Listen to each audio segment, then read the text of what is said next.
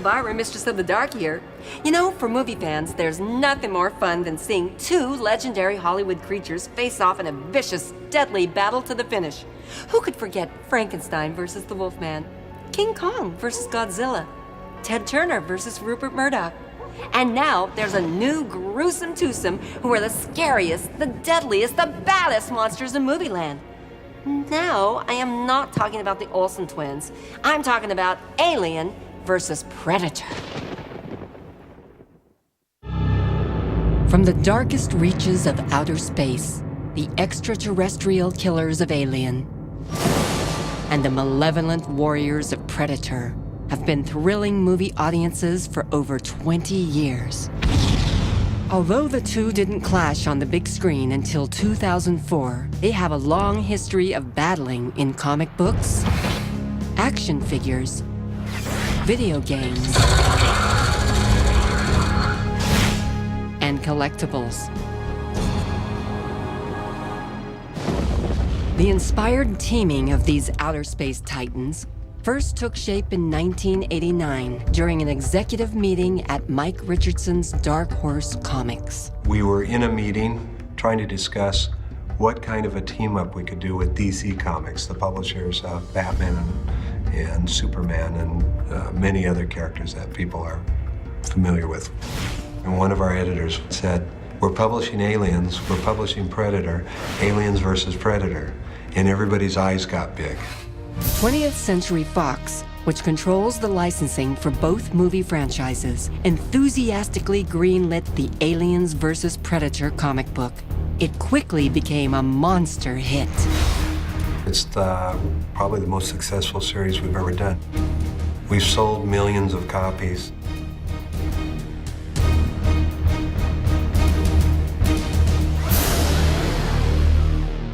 This wasn't the first time savvy marketers had staged a battle between classic movie monsters.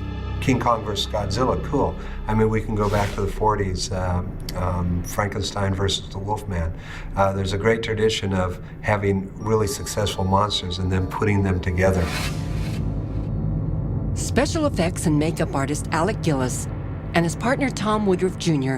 have worked on the movies and have witnessed the impact of the creatures. When Alien came along, it was like somebody just punched you in the gut. It was a completely different take on science fiction than I had ever seen. Woodruff and Gillis helped to create the distinctly terrifying look and personalities of the monsters.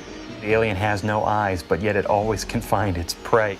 And that makes it a formidable creature because you're not sure, you don't know how to combat something that you can't understand. So you really have no way of hiding, no way of outsmarting it. Predator was an ass-kicking hunter who was ripping people's spines out and, you know, using every cheat he could. He's kind of a bad sport, actually. He'll blow you up, he'll tip the chess table over, which makes him all the more dangerous. On the heels of the hit Aliens vs. Predator comic book, the 1990 film Predator 2 gave a nod to the pairing of the two monsters by displaying an alien skull in the trophy room of a Predator spaceship. Fans of the two series also gobbled up an endless stream of video games, action figures, and toys featuring the monsters. Screenwriter Willie Goldman started his collection as a teenager. When I saw Alien, there was just something about that world that was just so real and so functional and dirty and gritty, and I don't know, it was just very sexy. So I went out and I bought an action figure or two, and it was like a snowball rolling downhill. It just grew and grew and grew, and over time it's mushroomed into this huge sort of collection of Aliens memorabilia. I just think they're two of the most iconic characters created, you know, in the past 20, 30 years. I mean, these monsters are great. I mean, they're scary, they seem real, they seem functional. I mean, the Predator's got those great mandibles that'll just come out and grab you, and, you know, that Alien's got that tongue that'll just, you know, go right into your forehead and take your brain out of your skull. It's just, it's neat, it's visceral, it's fun, it's scary. Willie's collection includes a pulse rifle designed by James Cameron, director of the 1986 shocker, Aliens. The pulse rifle seems to be everyone's favorite sort of piece of memorabilia. It was the weapon that the Marines used in the second film when they went in and they fought the alien. Cameron did such an amazing job of inventing this fictional piece of hardware and making it real. And he attached a grenade launcher under it and had a little counter that lit up, and it was just fantastic. I think the most infamous piece is the Kenner Alien action figure. This was an 18-inch tall doll that came out, and when kids went to the stores to see it, apparently it kind of scared them a lot. So as myth and legend goes on to tell, that parents protested and all the toy stores had to yank these guys off the shelves.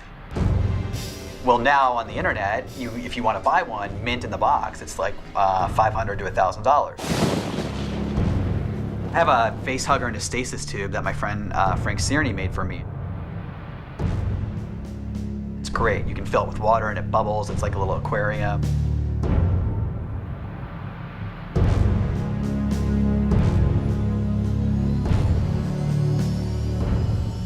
The dropship, personally, is my favorite science fiction craft ever. I'm lucky enough to have gotten my hands on a prototype that Kenner made, which never actually got put into production, but it's just such a wonderful piece.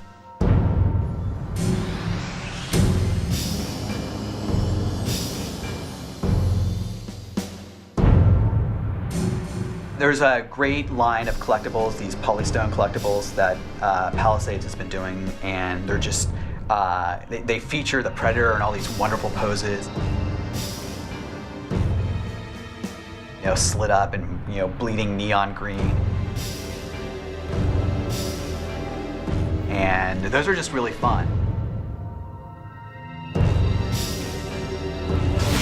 The concept of aliens versus Predator was also a natural for video games. I think the video games are great because they really can now plug you into the world of the film. I mean, you really do feel like you're a colonial marine running around these dark corridors, blasting aliens and fighting alongside predators.